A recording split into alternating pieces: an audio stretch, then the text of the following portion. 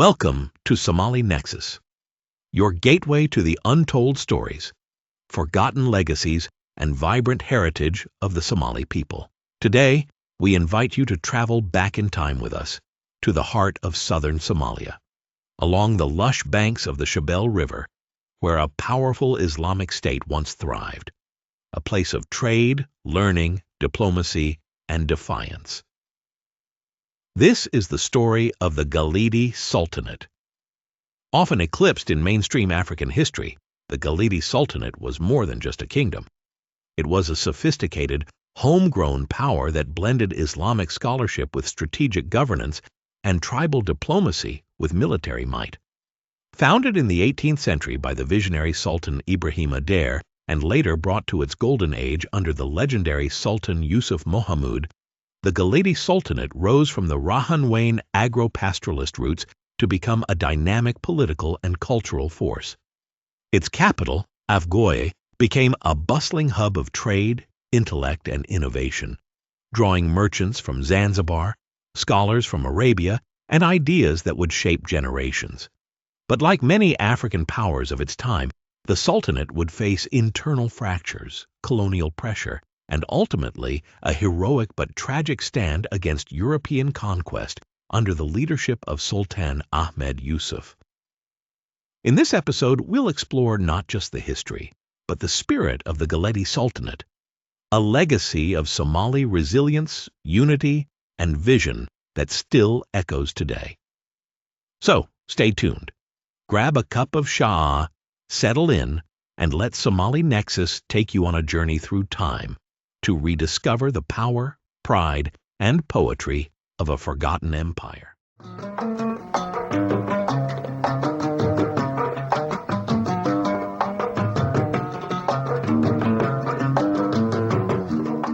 Ever stumble upon a historical footnote that turned out to be, well, a whole lost chapter of power and ingenuity somewhere like East Africa? Happens more often than you'd think. Right?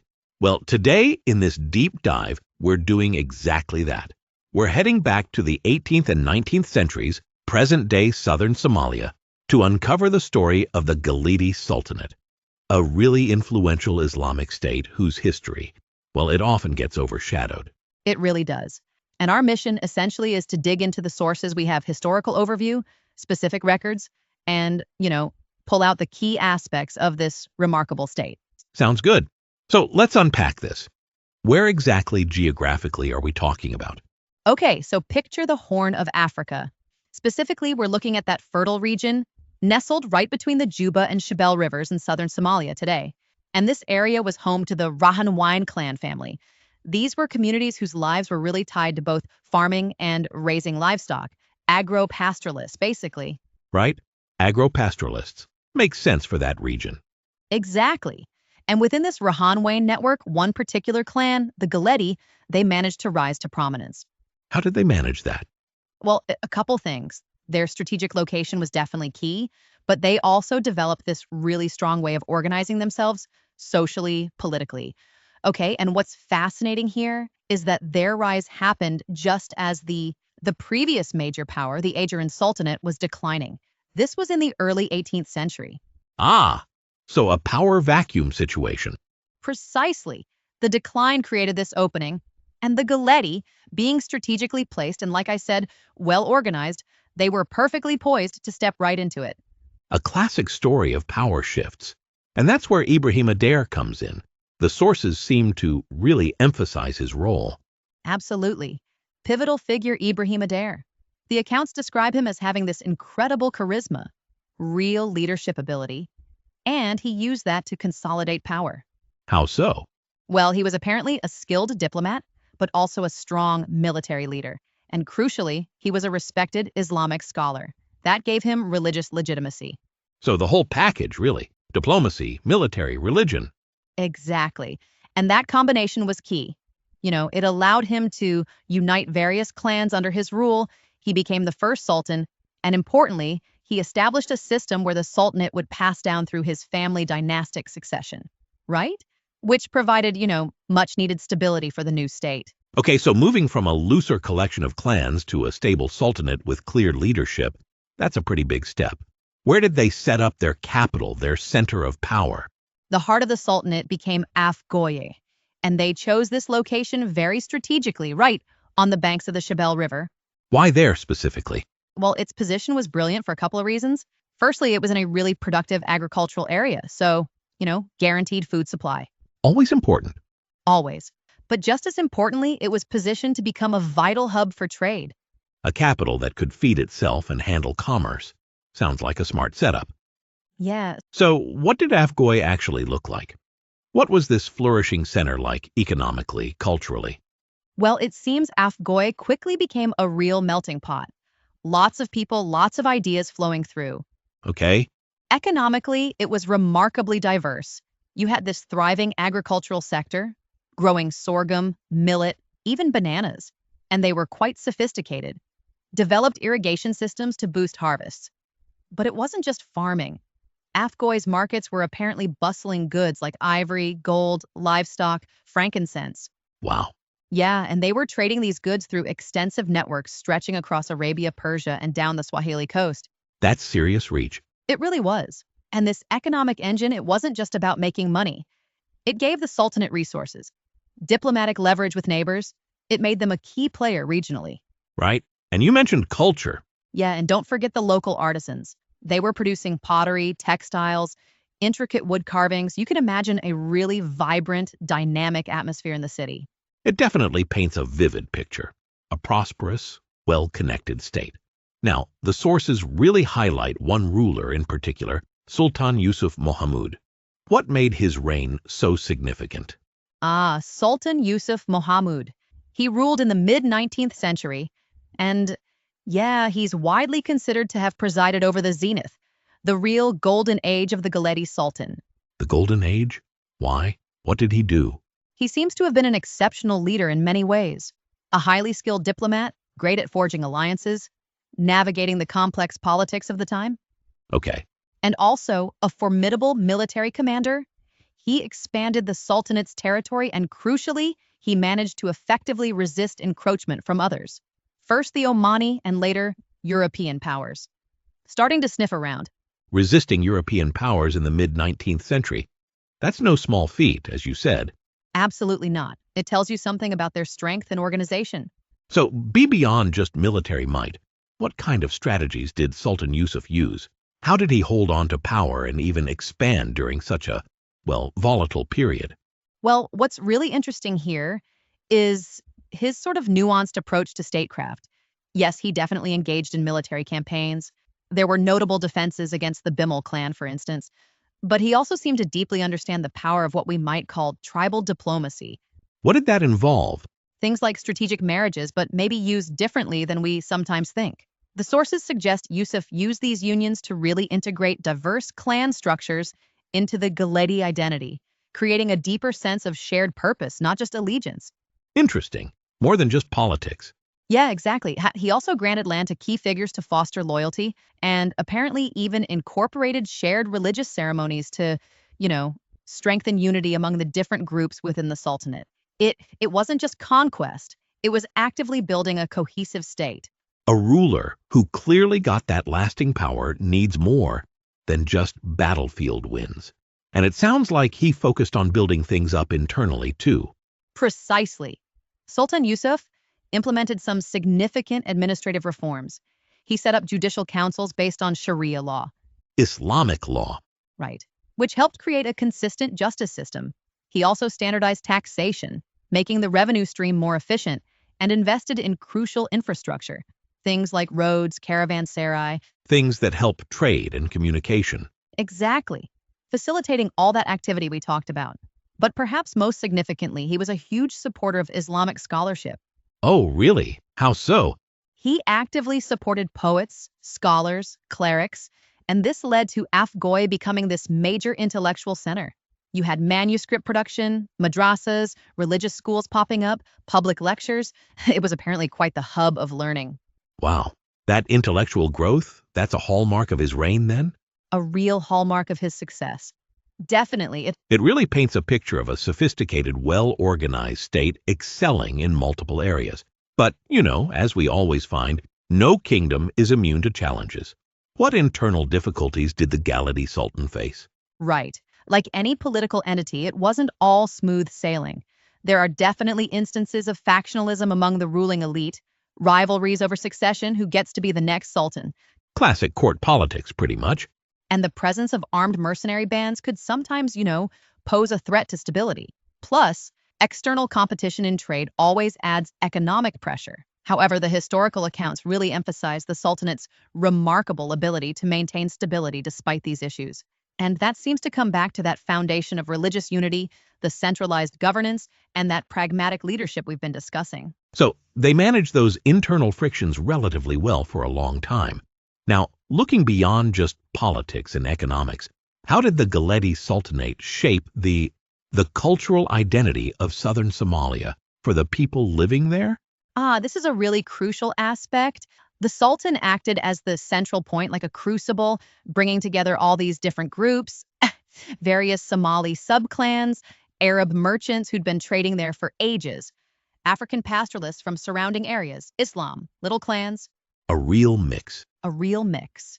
And this constant interaction fostered this unique, evolving cultural identity. You saw shared religious festivals, intermarriage between different groups, vibrant public discourse. It truly sounds like it was a melting pot. That's fascinating. And it's also important to note the sources suggest women played really significant roles, maintaining family lineages, contributing to education, being active in agriculture, all vital for the Sultanate's social fabric.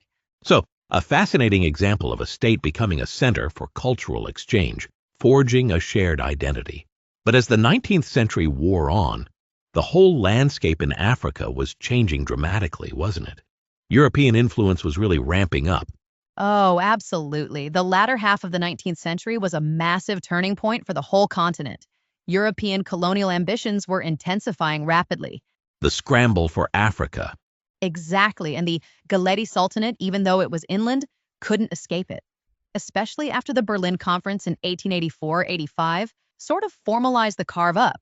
Colonial powers, particularly the Italians in this case, started showing a very keen interest in the Horn of Africa, including GT territories. Right? And this brings us to Sultan Ahmed Yusuf. He was Yusuf Mohammud's son, right? What kind of challenges did he inherit? Yes, his son, Sultan Ahmed Yusuf, sounds like he was a resolute leader, but he faced a dramatically different, and you could argue much tougher landscape than his father. How so? Internally, he had this complex task of trying to maintain traditional ways of governing in a world that was rapidly modernizing around him.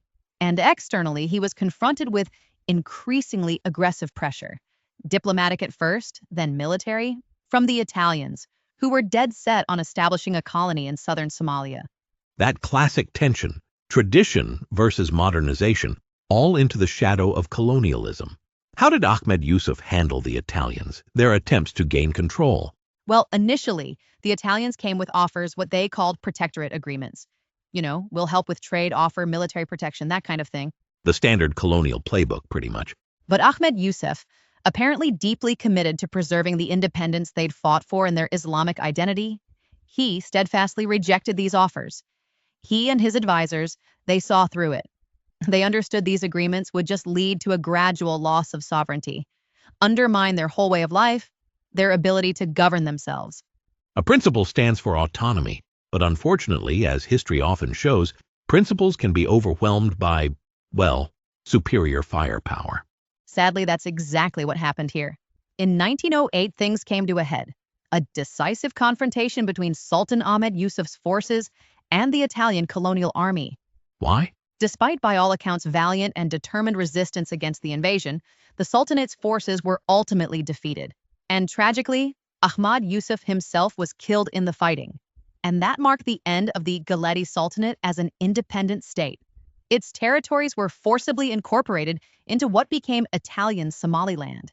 And Afgoye, that once proud, vibrant capital, reduced to just a provincial town under colonial administration.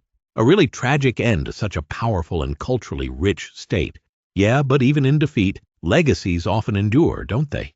What lasting impact did the Geledi Sultanate leave? Oh, absolutely.